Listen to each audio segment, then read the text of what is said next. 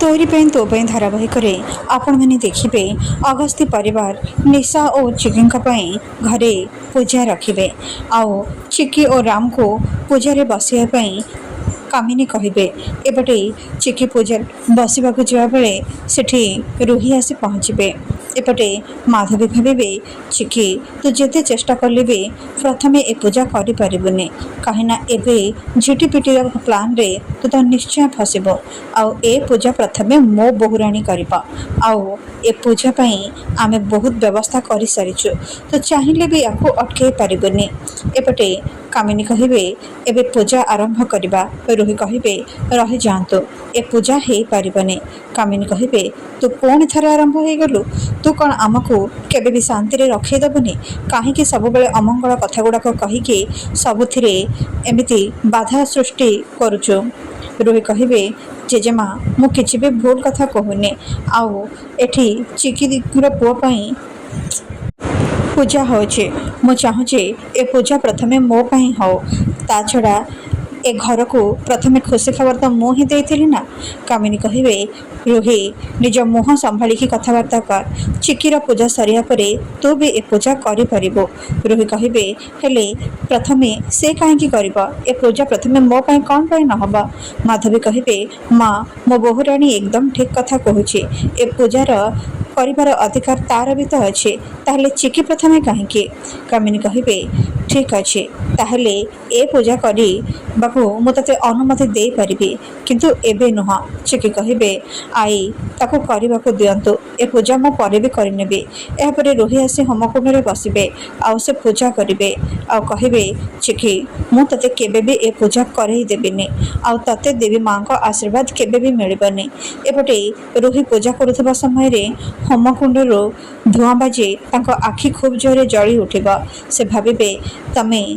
ए सब कौन करुच देवी माँ मु जाचे तुम झील को तुम सपोर्ट करुच आ मते ए पूजार उठिया बाध्य करुच हेले मु एठू जीविनी मो आखि पड़ू कि लुह बाहर कि किछि भी हो जाऊ किंतु मु एठू कुआड़े भी जीविनी एपटे कामिनी कहे तो मन शांति हो गला तो एबे पूजार फल तते मिलगला रोही कहे तुम कौन देखिपारुन मु कौ अवस्था अच्छी कामिनी कहे मु पूरापूरी देखिपारुछु आ तो मन रे भक्ति टिके भी नाही सेतिपाई तो देवी माँ तते एमिति दंड देइछन्ते एहापरे रोही पूजा सारिबे आउ रतन कहे माधवी एबे हमको आम प्लान स्टार्ट करने को पड़िबा एपटे माधवी कहे माँ एबे तो आम बहुराणी पूजा सरीगला एबे चिकीर पाड़ी हेले से एबे केमिति पूजा करबा आमको ताको पूजा करबा को हेले सब किछि नया जोगाड़ करबा को पड़िबा कामिनी कहे ताले ठीक अच्छे सब किछि नया जोगाड़ करा जाऊ आ सेठी उपस्थित थिबा सन्यासिनी माननकु कामिनी एक रूम को जीवा को कहिबे आ चिकींकर पूजा रेडी होबा भितरे से माने सेठी विश्राम करबा को कहिबे एपटे रतन होमकुंड को लेकिन आसबे राम कहे दादा से होमकुंड को तुम कहीं नहीं जाऊच रतन कहे अरे माँ पूरा कहले सब किछि नया भाव में जोगाड़ हम चिकी पूजा करवा से भी आम नया भाव में जोगाड़ करवा यापर से होमकुंड को नहीं से सन्यासिनी मानी रूम झरका पाखे रखिदे आउ किछि निशा द्रव्य मिसईदे आ तार धुआं से रूम रे सन्यासिनी माने बेहोश होइजिबे एपटे रोही आसी कहे आज मु भी देखी से चिकित पूजा को केमिति सारिबा आज केही भी मते अटकई पारिबेनी चिकीर पूजा को नष्ट करिबारु एपटे कामिनी कहे एबे समय हो गलानी आउ सब किछिर जोगाड़ भी सरीचे जा सुगंधा सन्यासिनी मान को डाकी दे एबे चिकीर पूजा आरंभ करवा यापर सुगंधा से रूम को जा बेले को बेहोश अवस्था देखिए आ समस्त को पार्टी कर डाकिबे एपटे घर लोक जाई सेठी पहुँचे चिकी कहे ए सब केमिति हो गला आउ ए धुआं कौटू आसुचे एठी धुआं केमिति हैला एपटे राम से होमकुंड को देखिए आ कहे दादा ए सन्यासिनी माने एठी एमिति बेहोश होगी कहीं पड़ते ता छड़ा से होमकुंड तो बाहर थिला तमे ताकू एठी कहीं नहीं आसीच